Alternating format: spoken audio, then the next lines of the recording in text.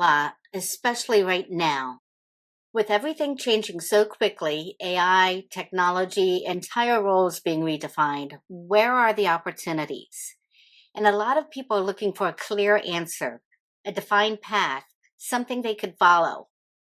But that's not actually how opportunity shows up. Because if you look back at any major shift, whether it's the rise of personal computing, the internet, or what we're seeing now with AI, the biggest opportunities weren't the ones that were already defined. They were the ones being created in real time, which means they didn't look obvious, they didn't feel safe, and they didn't come with clear job descriptions. That's what makes this next story from Sandy Hofmann so relevant. She shares what it was like to be at the forefront of a major technology shift and how simply being willing to step into change opened doors she never could have planned for. Because sometimes the best path forward is the one that doesn't exist yet. I was a message center operator, which meant all day I flipped switches to send phone calls to certain offices, took messages and put them in this huge round thing that people would come out and pull their messages and never remember to turn the light off, so that they didn't think they had another message later. And that entry into a professional world, at a very subordinate level, I was able to build a career on, and was fortunate enough, because of my education background, I believe, to avail myself of anything new that was coming along. And this was just prior to the introduction of the personal computer, IBM's personal computer. And in Atlanta, they were developing also a small computer, and called the Data Master. And the Data Master was just a more robust version, if you will, of the personal computer that IBM had just released. And through that experience, I watched a new technology get introduced and had a chance to participate in the challenges that the workplace faced in adopting a new technology. I can remember we had a big expo where we brought in secretaries from all different kinds of businesses and put this machine down in front of them and said, instead of your typewriter and your file cabinet, this will become your new tool. And I watched, people make just that machine person interaction for the first time, and experience the joy, the frustration, the excitement associated with that. So that set the stage, I think, for change within my professional career, because there were all kinds of new jobs that were being created there. And one of them was information development. And, prior to that, everybody just had big books, and they'd go through these big books, and only really smart people could do these jobs because they knew how to read and process information.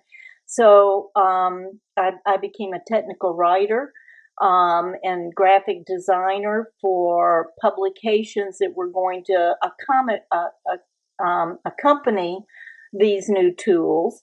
And so translating yet again a learning style, and recognizing that people who were reading these books, they weren't programmers or financial analysts necessarily. They were trying to perform a job with a new tool. And so my book needed to have pictures, and it needed to have words. And that was very different from the technical manuals that had been produced, at least within IBM at the time, which was notorious for having manuals that would say this page intentionally left blank. I mean, that was the level of training and education that was being pursued. So experiencing that level of revolution afforded all kinds of opportunities, so that when I look at today, I think about, oh my God, there's just opportunity oozing out of every minute, that every second that passes, there's opportunity, and who knows? I never would have aspired to be a technical writer. I mean, they didn't, I'm sure they existed somewhere and they wrote refrigeration manuals or something, but there weren't tools that were in the workplace that would require somebody to self-educate or utilize without technical, highly sophisticated programs and machines that a novice could use quite easily.